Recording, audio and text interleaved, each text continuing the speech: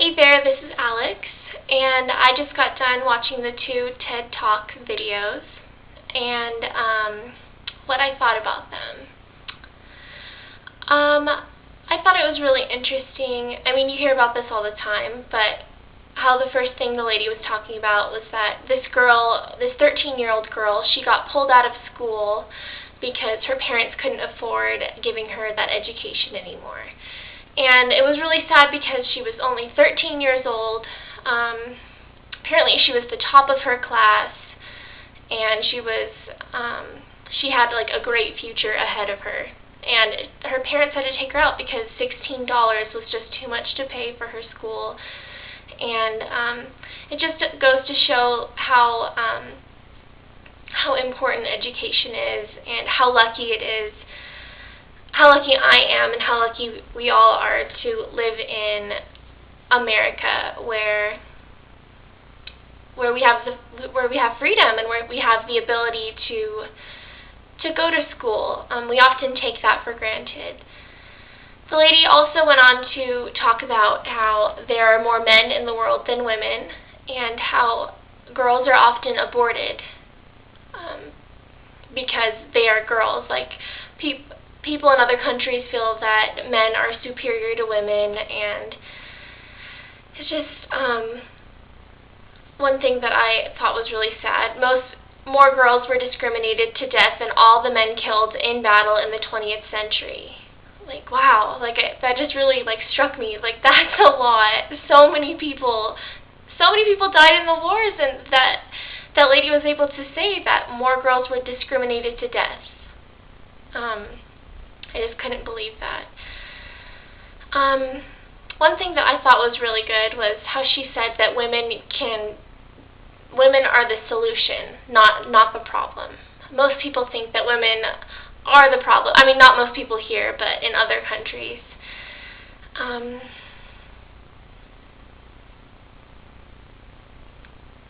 She also talked about sex trafficking and how it's like the modern slavery. And she talked about how 800,000 girls are transported across country borders.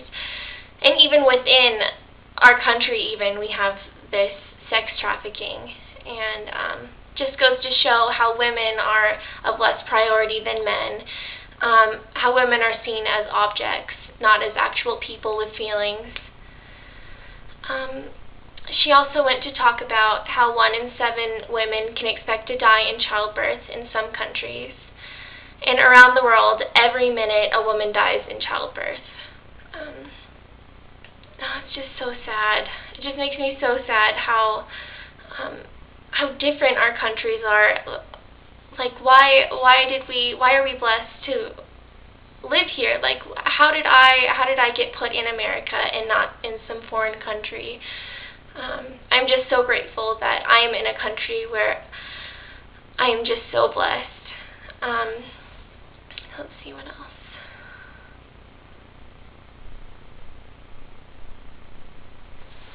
So like I said, women can be a part of the solution, not the problem. I really liked how that lady said that.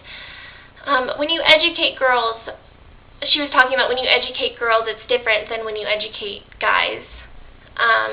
When you educate a girl, she tends to get married later on in life. She tends to have kids. And when she has kids, she teaches those kids. And then those kids grow up to be educated. And it's just this big chain reaction.